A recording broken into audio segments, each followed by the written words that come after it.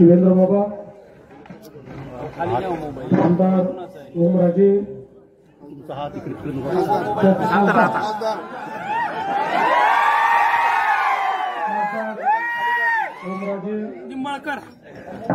आपले आमदार अभिमन्यूजी, राणा दादा, आपले गिरीश भाऊ, कैलासजी, सर्वच या ठिकाणी उपस्थित सन्माननीय पदाधिकारी, अधिकारी, लोकप्रतिनिधी आणि उपस्थित सर्व शेतकरी, गावकरी, भगिनी आणि बंधूंनो, अतिशय मोठी अतिवृष्टी आपल्या महाराष्ट्रामध्ये आणि विशेषतः मराठवाड्याच्या भागामध्ये झाली। लातूर जिल्हा असेल, धाराशिव जिल्हा असेल, बीड जिल्हा असेल, या ठिकाणी अक्षरशः ढगफुटी सदृश पाऊस झाला आणि त्यामुळे विशेषतः आपल्या नद्यांना पूर आला। त्याचं पाणी आसपासच्या शेतीमध्ये शिरलं, पिकांचं नुकसान झालं, जमीन खरडून गेली, गावामध्ये पाणी शिरलं, लोकांचं घरातलं धान्य, त्या ठिकाणी घरातल्या वस्तू याचं नुकसान झालं, बऱ्याच ठिकाणी व्यापाऱ्यांचं देखील नुकसान झालं। आणि म्हणूनच आज या ठिकाणी मी आलो आहे।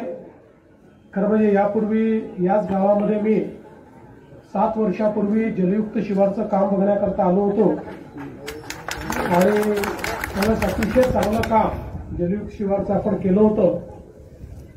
त्यावेळी खरं म्हणजे आपल्याला पाणी मिळावं म्हणून आपण काम केलं होतं, पण आता पाणी इतकं अधिक झालंय की यावेळी त्याच्यामुळे मोठं नुकसान आपलं झालंय। आणि म्हणून शासन म्हणून मी आपल्याला या निमित्ताने आश्वस्त करतो की सगळे निकष बाजूला ठेवून आम्ही सर्व शेतकऱ्यांना सरसकट मदत करणार आहोत आणि जेवढी वाढीव मदत आम्हाला करता येईल ती करण्याचा आमचा प्रयत्न असेल। आणि एवढंच नाही तर ज्यावेळेस आपण टंचाई घोषित करतो साहेब, ओला दुष्काळ आणि कर्जमाफी करा, ओला दुष्काळ आणि कर्जमाफी करा। टंचाई म्हणजेच दुष्काळ, ओला दुष्काळ करा, डिक्लेअर करा साहेब, ओला दुष्काळ करा। टंचाईच्या वेळी ज्या उपाययोजना आपण सगळ्या करतो याला टंचाईच समजून तशा प्रकारच्या सगळ्या उपाययोजना या ठिकाणी आम्ही लागू करणार आहोत आणि सगळी मदत आपण करणार आहोत। या ठिकाणी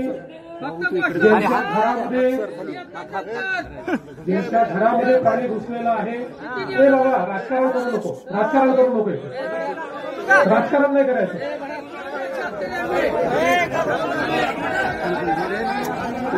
या ठिकाणी ज्यांच्या घरामध्ये पाणी घुसलेलं आहे त्यांनाही मदत करणार आहोत, ज्यांच्या दुकानाचं नुकसान झालंय त्यांनाही आपण पूर्णपणे मदत करणार आहोत। आणि केवळ या ठिकाणी आपली घोषणा नाही तर कालच पहिला हप्ता 2300 कोटी रुपयाचा आपण रिलीज देखील केलेला आहे आणि आता जशी नुकसानीची सगळी पाहणी आपल्यापर्यंत पोहोचेल त्यावेळी जी काही अधिकची सगळी मदत आहे ही सगळी मदत आपण करणार आहोत। कुठल्याही परिस्थितीमध्ये शेतकऱ्यांना या ठिकाणी वाऱ्यावर सोडायचं नाही असा आपल्या सरकारचा निर्णय। यासोबत इन्फ्रास्ट्रक्चरचं देखील मोठ्या प्रमाणात नुकसान झालेलं आहे। विशेषतः या गावची जी मागणी आहे की 2 गावांना जोडणारा आपल्याला जो पूल या ठिकाणी करायचा आहे, मी आजच घोषणा करतो की या पुलाला आम्ही मान्यता देऊ, या ठिकाणी येणाऱ्या रस्त्याला देखील आम्ही मान्यता देऊ, तो रस्ता देखील जो आहे त्यालाही आम्ही मान्यता देऊ आणि सगळ्या पद्धतीनं हे जे काही इन्फ्रास्ट्रक्चरचं काम आहे हे काम देखील या ठिकाणी आम्ही पूर्ण करू। त्यामुळे कोणालाही चिंता करण्याची आवश्यकता नाहीये।